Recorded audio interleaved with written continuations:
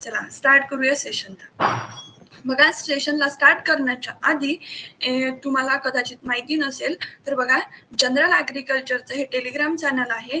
त्यामध्ये तुम्हाला daily update दिल्या जाईल आणि त्यामध्ये डेली जे आहे डेली बेसिसवरती आपण काय करतो क्विज घेत असतो. ओके, डेली 20 क्वेश्चन यावरती अपलोड केल्या जातात सकाळी 7 वाजता. ओके, जर तुम्ही याला जॉईन नसाल तर जॉईन करून घ्या, जेणेकरून जे काही ऑब्जेक्टिव्ह आपण क्लिअर करत आहोत ते ऑब्जेक्टिव्ह कदाचित जर एक्झामला आले आणि तुम्हाला काय करायचं आहे फक्त फॉलो करायचं आहे आणि जे काही क्वेश्चन येतील ते रीड करायचे आहे. 15 मिनिटात आपले डेली जर 20 क्वेश्चन म्हटले, जर 15 मिनिट मध्ये म्हटले किंवा तुम्हाला जेव्हा वेळ असेल तेव्हा जर सॉल्व्ह केले तर काय होईल, आपली आपण रीड पण करतो आणि रिवाइज पण होईल. ओके, आणि जनरल ॲग्रिकल्चरचं युट्यूब चॅनल आहे. त्यामध्ये बघा ॲग्रिकल्चर असिस्टंट म्हणून प्लेलिस्ट आहे. त्यामध्ये आपण लास्टचे 4 लेक्चर जे आहे त्यामध्ये तुम्ही जाऊन बघू शकता. आज आपण 5th लेक्चरला स्टार्ट करणार आहोत, पण बाकीचे जे उरलेले आहेत 1, 2, 3, 4 जे लेक्चर आहेत ते लेक्चर तुम्ही आपल्या लिस्टमध्ये जाऊन बघू शकता. ओके, सुरुवात करूया प्रश्नांना. पहिला प्रश्न आहे बघा, which of the following is the camp plant. Okay, आणि ऑप्शन्स आहे बघा, ए शुगर केन, बी कॉटन, सी पाइनएपल आणि डी कुकुंबर. तर बघा याच्यामध्ये कॉन्सेप्ट आहे C3 प्लांट, C4 प्लांट आणि एक असतं कॅम्प प्लांट. तर C3 प्लांट कुणाला म्हणायचं, C4 प्लांट कुणाला म्हणायचं आणि कॅम्प प्लांट कुणाला म्हणायचं. तर बघा C3 प्लांट जे आहे ज्यामध्ये केल्विन सायकल होते. तुम्ही कदाचित 11वी-12वीत ऐकलं असेल केल्विन सायकल, ज्यामध्ये 3 कार्बन ॲटम्स सर्वात आधी फॉर्म होतो, त्याला आपण केल्विन सायकल म्हणतो. त्याच्यामध्ये कोणते कोणते आपले वनस्पती येतात, कोणते कोणते प्लांट येतात, तर त्यामध्ये व्हीट असेल, व्हीट, राईस, कॉटन, हे कशाच्या अंडरमध्ये येतात, C3 प्लांट. आणि C4 प्लांट मध्ये काय होतं, क्रॅन्स अनाटॉमी होते. काय होते, क्रॅन्स अनाटॉमी प्रेझेंट असते. त्याच्यामध्ये जो फर्स्ट स्टेबल कंपाऊंड असतो तो 4 कार्बन ॲटमचा असतो. किती कार्बन ॲटमचा असतो, तर 4 कार्बन ॲटमचा असतो. C3 मध्ये 3 कार्बन ॲटमचा असतात म्हणून त्याला C3 प्लांट म्हणतात. C4 मध्ये काय होते की 4 स्टेबल कंपाऊंड येतो, जसं आपला पेपा असतो त्याच्यामध्ये. ओके, तर याच्यामध्ये कोणते कोणते प्लांट येतात, तर शुगर केन असेल, शुगर केन, मेज, सॉर्गम, हे कशाच्या अंडर येतात, C4 प्लांट. आणि कॅम्प प्लांट मध्ये काय येतात, जे झेरिक कंडिशन मध्ये वाढतात. कोणत्या कंडिशन, झेरिक म्हणजे डेझर्ट, वाळवंट जिथे आहे, वाळवंटाचा जो एरिया आहे, ओके, त्यामध्ये जे वाढतात त्याला आपण कॅम्प प्लांट म्हणतो. याच्यामध्ये कोणी ते पाइनएपल, कॅक्टस आहेत. ओके, जे सक्युलंट प्लांट आहेत ते कॅम्प प्लांट मध्ये येतात. ओके, समजलं C3 काय, C4 काय आणि कॅम्प प्लांट काय. आणि याच्यामध्ये तुम्ही मॉर्फोलॉजी वरूनही लक्षात ठेवू शकता, फक्त हे प्रत्येकाला अप्लिकेबल होणार नाही, पण मी जे लक्षात ठेवलंय ते सांगते. C3, C4 आणि कॅम्प. कसं कॅम्प तर लक्षात राहते की काय आहे, डेझर्ट, वाळवंटात जे येतात ते कॅम्प प्लांट आहेत. पाइनएपल असेल, कॅक्टस असेल. पण C3 आणि C4 मध्ये जर सांगितलं, व्हीट जे आहे, व्हीट कसं ग्रो होते, अशा टाईपची ग्रोथ आपल्याला व्हीटची दिसते. ओके, राईसची सुद्धा अशी, त्याचे जे पानिकल आहे अशी ग्रोथ आपल्याला दिसते. तर ते काय ठरवून घ्यायचे, C3 प्लांट. ते काय ठरवायचे, C3 प्लांट. ओके, ते कोणते असतात, C3 प्लांट, जे अशी त्याची ग्रोविंग हॅबिट असते. आणि C4 प्लांट जे आहे ते बघा, आता मेज जो आहे, मेज आपल्याला असा दिसतो. ओके, अशा ब्रांचेस दिसतात. सॉर्गम मध्ये सुद्धा सेम अशा ज्या आहे, ज्या ब्रांचेस आपल्याला म्हणजे त्याचे लिव्ज आपल्याला दिसतात. एक मेन स्टेम असते, त्याला लिव्ज अटॅच असतात. शुगर केन मध्ये सुद्धा तसंच होतं की त्याचे इंटरनोड असे असतात आणि साईडला लीफ असतं. तर हे काय समजायचे, C4 प्लांट. याला काय म्हणायचं, C4 प्लांट. ओके, आणि आपल्याला काय विचारलेलं आहे, कॅम्प प्लांट. एक्झाम्पल काय, शुगर केन. शुगर केन आताच बघितलं आपण काय आहे, C4 प्लांट. कॉटन काय आहे, C3 प्लांट. आणि पाइनएपल काय आहे, कॅम्प प्लांट. आपलं करेक्ट आन्सर काय आहे, ऑप्शन सी. ओके, वळूया नेक्स्ट क्वेश्चन कडे. नेक्स्ट क्वेश्चन बघा काय, which of the following crop has hard wood cutting as a propagating material. मग आता प्रोपोगेटिंग मटेरियल जे आहे, जनरली आपले जे फ्रूट क्रॉप आहेत, फ्रूट क्रॉप आणि फ्लोरिकल्चर मधले फ्लॉवर क्रॉप. फ्लॉवर क्रॉप याचं प्रोपोगेशन मटेरियल म्हणजे आपण प्रोपोगेशनसाठी कोणतं मटेरियल यूज करतो हे आपल्याला पूर्ण बाय हार्ट लर्न पाहिजे. ओके, तर याच्यामध्ये बघा आपल्याला ऑप्शन्स काय विचारले, हार्डवूड कटिंग विचारलेलं आहे आणि ऑप्शन्स बघा काय आहे. Option A date, option B fig, option C grapes आणि ऑप्शन डी काय आहे, रोज. ओके, ऑप्शन डी काय आहे, रोज. तर डेट बघा, डेटची खजूर आहे, खजूरचं प्रोपोगेशन मटेरियल काय आहे, आपण सीड्स यूज करतो. काय यूज करतो, सीड्स. फिग मध्ये काय करतो आपण, फिग मध्ये त्याची काय करतो, air layering. Air layering, fig मध्ये एअर लेअरिंग सुद्धा होते आणि हार्डवूड कटिंग सुद्धा होते, पण जो मोस्ट प्रॉमिनंट आहे तो कोणता आहे, एअर लेअरिंग. आणि ग्रेप मध्ये सुद्धा काय, ग्रेप मध्ये काय होते, hardwood cutting. Okay, hardwood cutting. आणि रोज मध्ये काय होते, टी बडिंग. रोज मध्ये काय होते, टी बडिंग. तर आपल्याला ध्यानात कोणते ठेवायचे आहे, फ्रूट क्रॉप आणि फ्लॉवर क्रॉप. तुम्ही जिथे अभ्यास करत असाल तिथे तुम्ही लिहून ठेवलं तरी चालते. ओके, फ्रूट क्रॉप आणि फ्लॉवर क्रॉप याचे जे पूर्ण फ्रूट क्रॉप आणि त्याचं प्रपोगेशन मटेरियल, फ्लॉवर क्रॉप आणि त्याचं प्रपोगेशन मटेरियल जी आहे ती लिस्ट मी आपलं जे जनरल ऍग्रिकल्चरचं टेलिग्राम चॅनल आहे त्यावरती अपलोड करून देईल. ओके, मग याच्यामध्ये करेक्ट आन्सर काय आहे आपलं, option C grapes. Then next question आहे बघा, which of the following is external storage paste.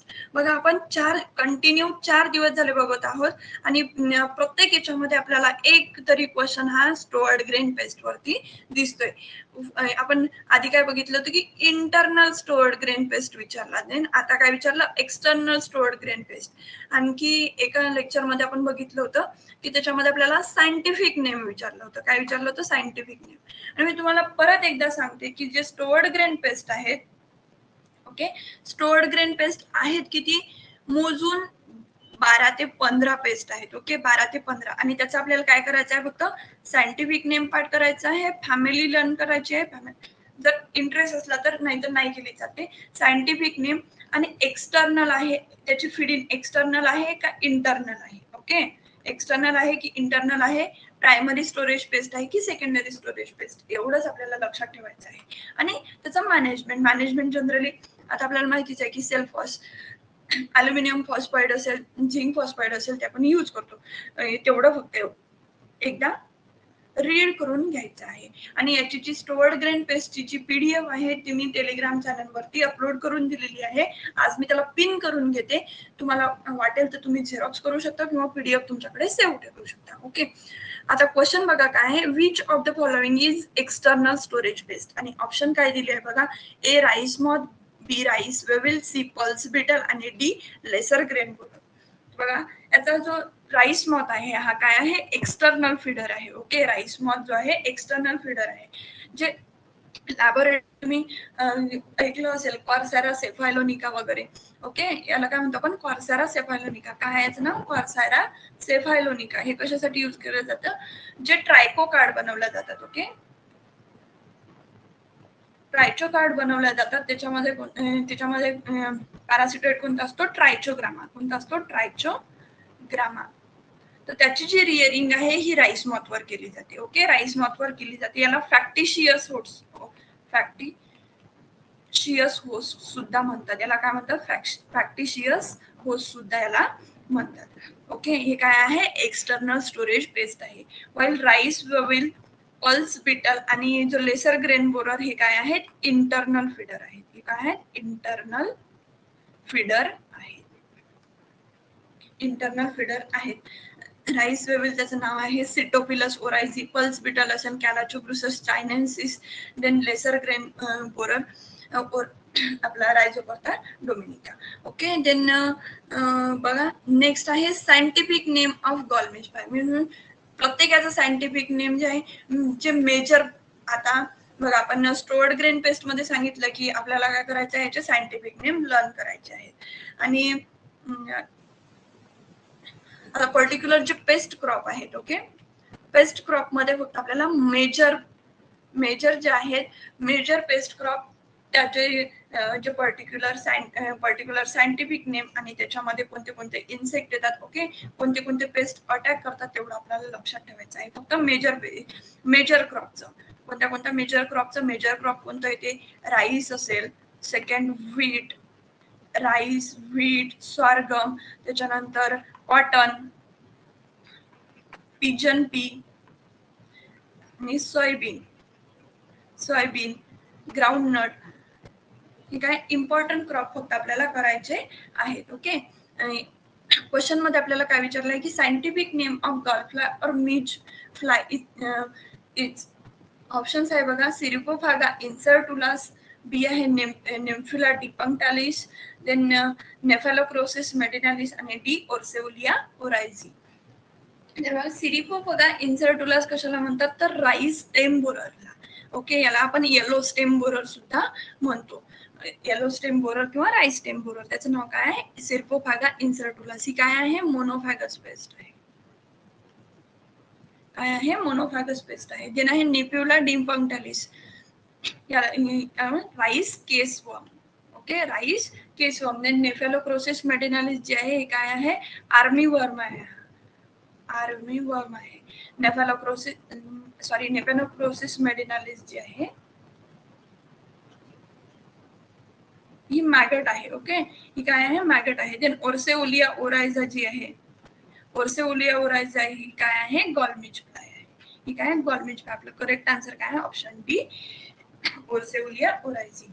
Then next आहे बघा, what is the name of cross between F1 hybrid with any of its parent. आणि options आहे बघा, ए back cross, बी hybridisation, C crossing over आणि D multiple cross.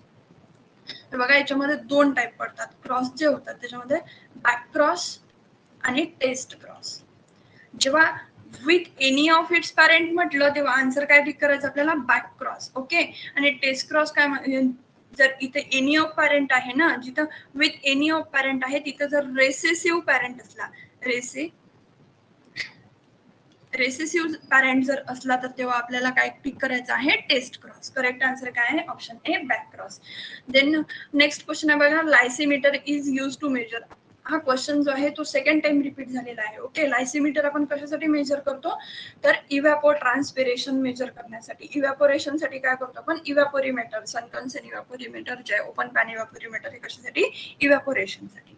Okay, then next question आहे बघा, P content in DAP. आपल्याला DAP मधलं फॉस्फरसचं content विचारलेलं आहे.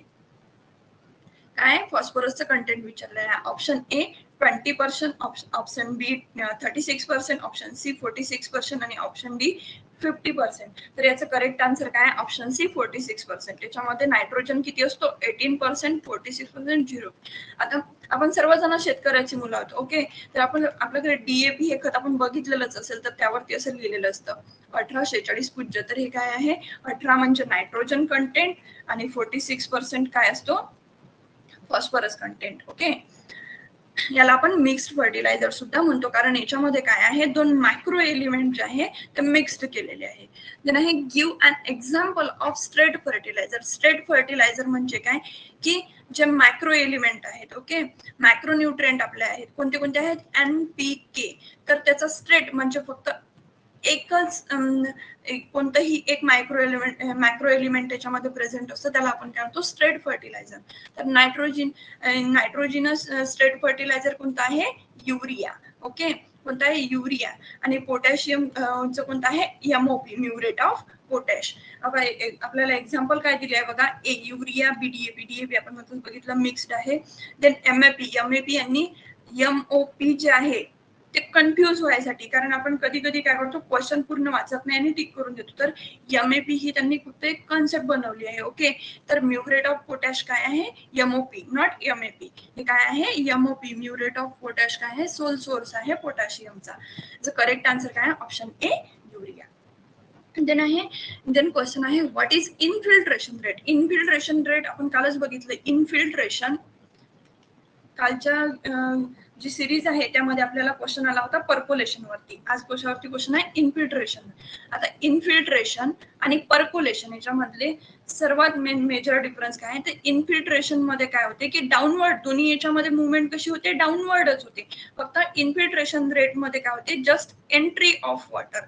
ओके, एंट्री ऑफ वॉटर आणि पर्क्युलेशन मध्ये काय होते, डीपर लेयर मध्ये डाऊनवर्ड मुवमेंट होते, त्याला आपण पर्क्युलेशन म्हणतो. तर इन्फिल्ट्रेशन म्हणजे काय, तर बघा ऑप्शन बी मध्ये आपल्याला दिसत आहे की डाऊनवर्ड मुवमेंट ऑफ वॉटर. बाकीचे जे लॅटरल मुवमेंट असेल हे जे आहे हे त्यांनी ऑप्शन बनवलेले आहे की आपण कन्फ्यूज कशा पद्धतीने, पण आपल्याला जो मूळ आपला कॉन्सेप्ट आहे तो सोडायचा नाही. की एंट्री ऑफ वॉटर म्हणजे काय, मुवमेंट होत आहे कशी, डाऊनवर्ड मुवमेंट होत आहे, कारण ही पर्टिक्युलर सॉइल आहे. ओके, त्या सॉइल मध्ये जर एंट्री होत आहे म्हणजे काय, डाऊनवर्ड मुवमेंट जी होते त्याला काय म्हणतो आपण, infiltration. Okay, then next question आहे बघा, अरोमा कंटेनिंग कंपाऊंड प्रेझेंट. बघा टॉक्सिक सबस्टन्सेस त्याच्यानंतर अरोमा.